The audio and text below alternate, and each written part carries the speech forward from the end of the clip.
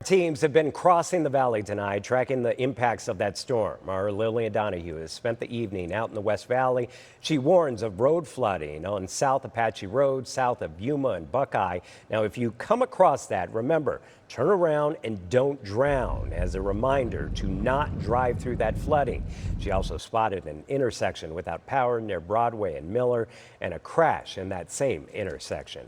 Lillian joins us now, and it's been a very active night for you out there. And now you're at a house fire in Tolleson. Do we know how that started?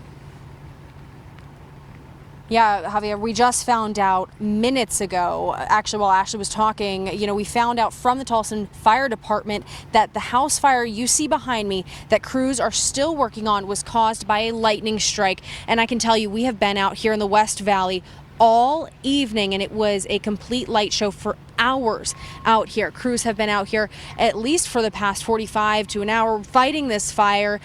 We made our way back in from Buckeye where you said, we were there with all of that flooding. But what you're seeing right now, our crews are putting out those hot spots, but you can still see the smoke coming out of the roof of this building here. Just to give you an idea of where this is in Tolleson, this is on Southern Avenue and El Mirage Road in a neighborhood just off of that intersection. Firefighters are strategically placed here right near the canal, taking water directly to this home. We actually saw some flames pop up just 5 to 6 minutes ago. They were able to put those out pretty quickly. Like I said, putting out hot spots, making sure that everything is safe. Now, if you are driving through this area in Tolleson, just know that there are some spots of this neighborhood, this area near El Mirage Road and Southern Avenue that are still blocked off. But for those who are just joining us, we know that the confirmed cause of this fire is a lightning strike, and it was certainly a very active night for firefighters, for first responders. I mean, we've been out here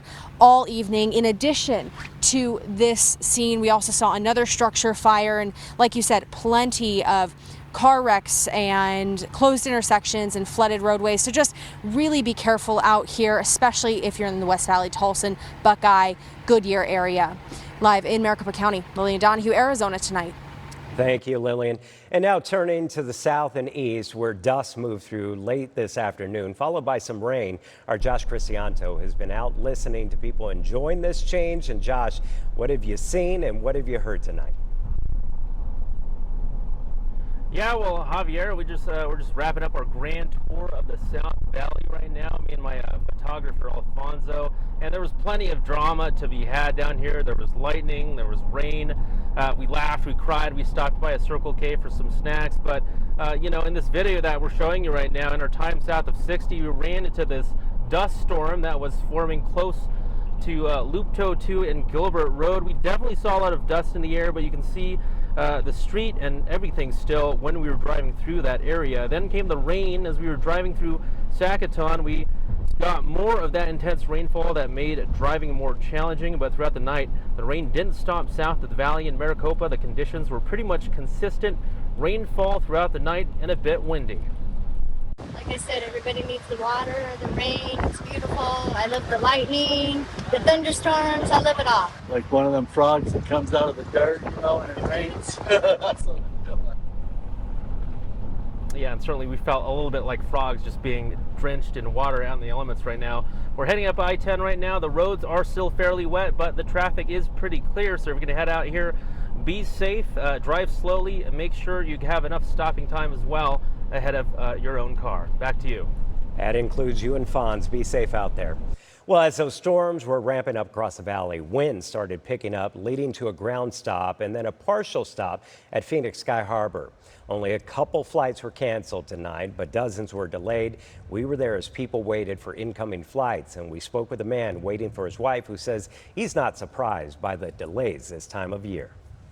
Yeah, monsoon season should be a rule of thumb, and anybody coming from Arizona to know that anytime you fly after 5 p.m., you have a risk of running into a monsoon. And just a reminder, check your flight status before heading to the airport on the airline's app or at skyharbor.com. And check this out, even though flights weren't taking off at Sky Harbor, check out this trampoline right here. It took off in Santan Valley as dust blew in. Thanks to Cassie Rozier for sending in that video. We'll continue to bring you any updates on weather conditions throughout the night as we continue tracking the monsoon storms across Arizona. And you can get real-time updates by downloading the free ABC 15 mobile app.